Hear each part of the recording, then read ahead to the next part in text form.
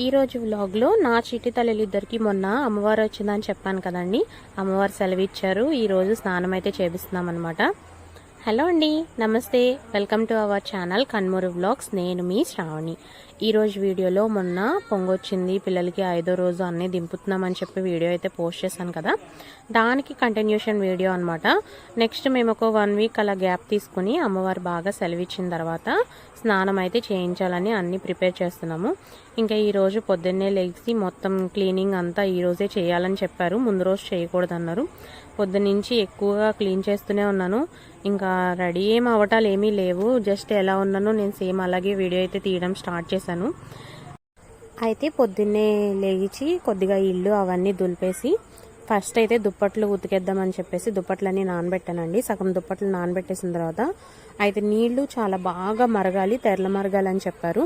సరే ఫస్ట్ అయితే నీళ్ల కొండ పెట్టాను. అప్పుడైతే నీళ్లు బాగా మరుగుతాయి కదా మన పని అయ్యేలోపు అని చెప్పేసి మళ్ళీ నీళ్ల కొండ పెట్టడానికి వచ్చాను. ఇంక ఇక్కడ ఈ నీళ్ళల్లో 5 రకాల ఆకులు కానీ 11 రకాల ఆకులు కానీ వేసి వాటిని ఎల్లో కలర్లోకి వచ్చేంత వరకు బాగా మరగబెట్టమని చెప్పారు. అంటే నాకు 11 రకాలు అంటే ఆకులు కొద్దిగా కష్టంగా ఉందని చెప్పేసి మేము ఇక్కడ 5 రకాలు తీసుకున్నాము. వేపాకు అయితే అందులో కంపల్సరీగా వేస్తాం కదా, వేపాకులు ఎక్కువ వేస్తాం.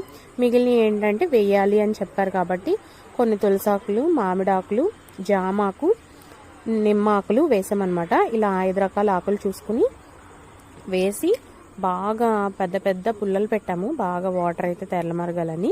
ఇంకా ఇవి మరిగేలోపు నేను పొద్దున్న లేచి ఇల్లు అవన్నీ దులిపేశాను. అంటే లైట్గా, మనం బాగా డీప్ క్లీనింగ్ అని కాదు, వీళ్ళు ఎన్ని అడుగులు వేసారో ఆ అడుగులు మొత్తం క్లీన్ చేసుకుంటూ రావాలంటండి. అందుకని పిల్లల్ని మేము అందరం బయటకు వచ్చేసాము. క్లీన్ చేసేసి బయటకు వచ్చేసి అందరం ఫ్రెష్ అయ్యి రెడీ అయిన తర్వాత ఇంట్లోకి వెళ్దాం అని డిసైడ్. ఇంక ఇక్కడ వచ్చేసి బెడ్షీట్స్ ఇంకా వాళ్ళకి వేసినవి మావి అందరివి కలిపి ఉతికేసామన్నమాట. ఆ రోజు అసలు మెయిన్ ప్రాబ్లం ఏంటంటే ఇన్ని బట్టలు ఉతకడం వలన ఎక్కడ ఆరేయాలో కూడా తెలియలేదు. పక్కింటి వాళ్ళ తీగ మీద వేసాం, ఎదురింటి వాళ్ళ తీగ మీద వేసాం. ఏమన్నా అనుకుంటారేమోనని చిన్న భయం, ఎందుకంటే పిల్లలకి పొంగొచ్చి మేము స్నానం చేపించి ఇవి జాడిచ్చాం కదా, పర్లేళ్ళేమ్మా వెయ్యి, చిన్నపిల్లలే కదా జాడిచ్చేసావు కదా అని చెప్పారని వేసామన్నమాట.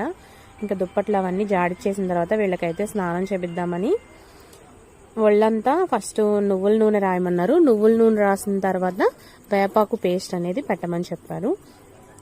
మా పెద్ద పాప అయితే బాగానే రాయించుకుంటుంది, కానీ మా చిన్న పాప అయితే అసలు సస్సే మీరా నేను రాయించుకోను అని చెప్పేస్తుంది అనమాట. ఇంకా నేను ఈ వేపాకు పేస్ట్ పెట్టడం అయితే నేను వీడియో ఏమి తీయలేదు, ఎందుకంటే అది ఫుల్ బాడీకి అప్లై చేయాలి కదా. మేము కొద్దిగా క్లోత్స్ అవి రిమూవ్ చేసి పెట్టడం, అదిగాక మా చిన్న పాప అసలు రాయించుకోవట్లేదు. ఇంక అందుకని వీడియో తీయడం మానేట్టుగా పట్టుకుంటే నేను వేపాకు పేస్ట్ అనేది అప్లై చేశాను అనమాట. జనరల్గా ఈ స్నానం అనేది ఇంట్లో మగవాళ్ళు ఎవరు లేనప్పుడు చేయిస్తారంట, కానీ ఇప్పుడు నాకు ఒక్కదానికే చేయించడానికి మా చిన్న పాప అసలు సపోర్ట్ చేయట్లేదు. అందుకని మా వారు నేను ఇద్దరు ఉండి చేయించాం అనమాట. ఇంకా ఇక్కడ మనం అమ్మవారు వచ్చినప్పుడు ఒక చెంబు నిండా నీళ్లు పెట్టి వేపాకు వేసి అది గంగానమ్మ కింద ఉంచుతాం కదా. ఈ స్నానం చేయించిన రోజున మళ్ళీ అక్కడే ముగ్గు వేసి ఆవిడనే అమ్మవారు అనుకుని ఆవిడకి చల్ల నైవేద్యం, అలాగే నీస్తో చేపల కూర పెడితే చాలా మంచిదంట. నాకు ఇంత పనిలో మళ్ళీ చేపలు చేయడం అంటే చాలా కష్టంగా అనిపించి నేనైతే చికెన్ కర్రీ వండాను, కానీ చేపలు కూడా వండితే చాలా మంచిది అన్నారు. ఇంకా ముందు రోజే అన్నమును పెరుగు తోడబెట్టేసి చల్ల నైవేద్యం కోసం ఉంచేశాను.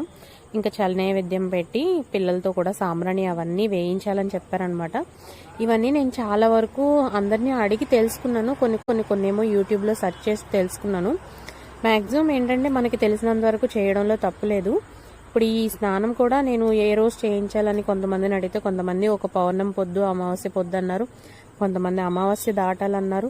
ఎవరికి తోచినట్టు వాళ్ళు చెప్తున్నారు అనమాట. లేదంటే గురువారం కానీ ఆదివారం కానీ పొయ్యాలని చెప్పారు. వీళ్ళకి ఏంటంటే కొద్దిగా త్వరగానే సెలవు ఇచ్చింది కాబట్టి 11వ రోజు ఆదివారం వచ్చిందనమాట లక్కీగా. ఇంకా ఆ రోజు అయితే పోసేసాను.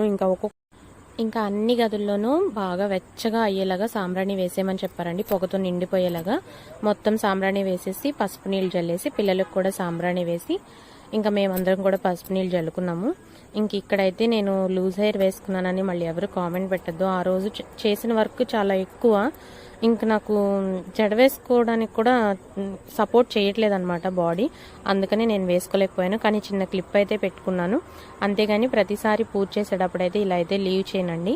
సో ఇదైతే ఈరోజు వ్లాగ్ మీకు నచ్చిందని అనుకుంటున్నాను. నచ్చితే లైక్ అండ్ షేర్.